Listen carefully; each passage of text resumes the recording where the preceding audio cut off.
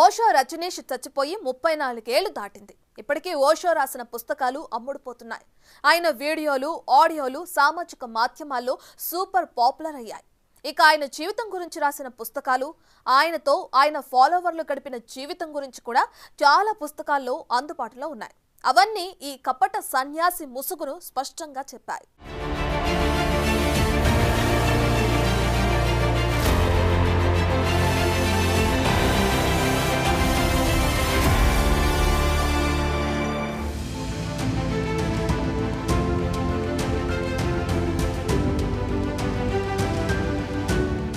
ఓషో అంటే తనను తాను సముద్రంలోకి కలుపుకున్నవాడని అర్థం.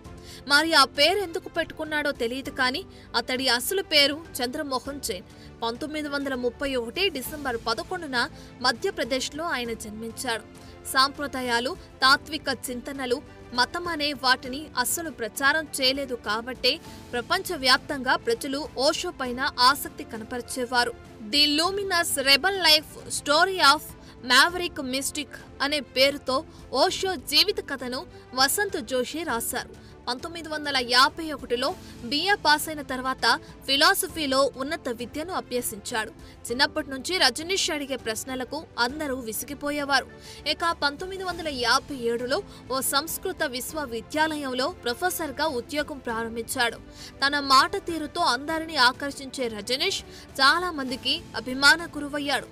తన పేరు ప్రసిద్ధి చెందింది. ఓ ఆధ్యాత్మిక గురువుగా భారతదేశమంతా పర్యటించడం మొదలుపెట్టాడు. రాజకీయాలు, మతం, సెక్స్ గురించి రజనీష్ చేసే ప్రసంగాలు అప్పటి నుండి వివాదాస్పదమయ్యేవి. ఈ వివాదాలే రజనీష్ కి అభిమానుల్ని పెంచింది. కొన్ని రోజుల తర్వాత రజనీష్ తన ఉద్యోగానికి రాజీనామా చేసి పూర్తి స్థాయి ఆధ్యాత్మిక గురువుగా అవతారమెత్తాడు. 1969లో ముంబైలో తన ప్రధాన కార్యాలయాన్ని ఏర్పాటు చేశాడు. ఇక దీనికి ముందు నుండే రజనీష్ అభిమానురాలిగా మారిన యోగా లక్ష్మి అనే మహిళ అతడి ప్రధాన సహాయకురాలిగా మారి 1981 వరకు కొనసాగారు. ఈ సమయంలోనే రజనీష్ క్రిస్టియన్ ఓల్ఫ్ అనే ఓ ఇంగ్లీష్ మహిళను కూడా కలిశారు. రజనీష్ ఆమెకు మా యోగా వివేక్ అనే ఆధ్యాత్మిక నామాన్ని ఇచ్చారు. ఈమెను తన పూర్వజన్మ నుంచి వచ్చిన తొలి స్నేహితురాలిగా పరిగణించేవారు. అలా ఆమెతో సాన్నిహిత్యం పెంచుకున్నారు. తన ఆశ్రమంలో చేరిన వారందరికీ ఓషో ఓ కొత్త పేరును పెట్టేవాడు. తమకు నూతన జీవితం వచ్చింది కాబట్టి ఇకపై వారికి ఆ పేరే స్థిరమయ్యేది.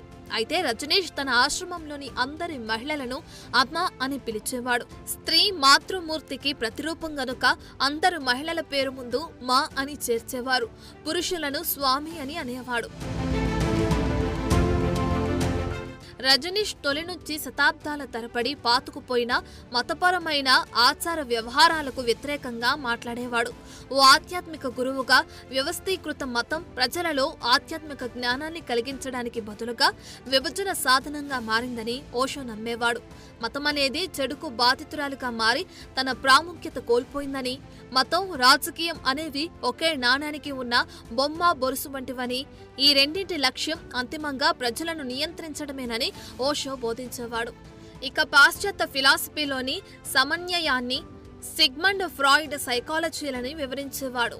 వాటిని ఆధారంగా చూపి బహిరంగంగా లైంగిక స్వేచ్ఛ గురించి బోధించేవాడు. ది రజనీష్ క్రానికల్ అనే పుస్తకం రాసిన విన్మెక్ కార్మాక్ ఓషో అభిప్రాయాలు చాలా వివాదాస్పదంగా ఉండేవని వెల్లడించారు. ఓషో ప్రసంగాలను నిషేధించాలని భారత పార్లమెంటులో అనేక సార్లు చర్చలు జరిగినట్లు కూడా పుస్తకంలో పేర్కొన్నారు. అయితే 1972 నుండి రజనీష్ బోధలకు విదేశీ పర్యాటకులు రావటం మొదలైంది. రజనీష్ ను ఎవరు కలవాలనే విషయంపై ఆయన కార్యదర్శి లక్ష్మి జాగ్రత్తగా ఉండేవారు. ముందుగా వారందరినీ డైనమిక్ మెడిటేషన్ లో పాల్గొనమని కోరేవారు. తర్వాత వారు ఓషోను కలిసేవారు. ముంబై నుండి పూణేకు మకాం మార్చిన ఓషో ఆశ్రమంలో అనేక థెరపీలు ఇవ్వటం మొదలైంది. దీంతో డబ్బు ప్రవాహంలో వచ్చిపడేది. ఈ థెరపీలన్నిటిలోనూ సెక్స్ థెరపీ చాలా ముఖ్యమైంది. ఇందులో ఎలాంటి సంశయాలు లేకుండా లైంగికతను ఆమోదించేవారు. లైంగిక విషయాలలో నైతికతను, కట్టుబాట్లను ఇక్కడ చోటు లేదు. అలాగే భారతీయులకు కూడా ఈ థెరపీలో చోటు ఇచ్చేవారు కాదు. రజనీష్ ఆశ్రమంలో పిల్లల్ని కనటం, గర్భిణీలుగా ఉండటం నిషేధం. పిల్లలు కలగకుండా ఆశ్రమంలోని వారికి గర్భ నిరోధక ఆపరేషన్లు చేసేవారు. ఆశ్రమంలో సన్యాసులను బహిరంగ లైంగిక జీవితం గడపడం మొదలుపెట్టినప్పటి నుంచి అంటువ్యాధులు ప్రబలడం ఎక్కువైంది. దీంతో ఓషో తరచూ లైంగిక పరిహారం గురించి మాట్లాడేవారు. కొంతమంది సన్యాసినులు ఒక నెలలో 90 లైంగిక సంబంధాలు పెట్టుకునేవారని మా ఆనందశీల తన పుస్తకంలో రాశారు. ఇక పుణేలో రోగాల బారిన పడిన ఓషో, అతని అనునాయులు అమెరికాలోని ఓరెగాన్లో 1000 మంది ప్రజలు కలిసి జీవించేలా ఓ ఆశ్రమాన్ని నిర్మించాలని ఆలోచించారు. 1981 మే 31న తన కొత్త ఆశ్రమంలో నివసించడానికి అమెరికా వెళ్లాడు. అక్కడ వలస నిబంధనలను అతిక్రమించారని ఓషోపై కేసు పెట్టారు. దానితో అమెరికా జైలులో 17 రోజులున్నాడు. జైలు నుంచి విడుదలయ్యాక అమెరికాను వదిలిపెట్టడానికి నిర్ణయించుకున్నాడు. అయితే అనేక దేశాల్లో ఆశ్రయం పొందాలని చూసినా చాలా దేశాలు ఓషోను తిరస్కరించాయి. దీంతో చివరకు భారతదేశానికి వచ్చి ఇక్కడే ప్రాణాలు వదిలాడు. అప్పట్నుంచి ఓషో ముసుగును తొలగించే అనేక పుస్తకాలు, చర్చలు వచ్చాయి.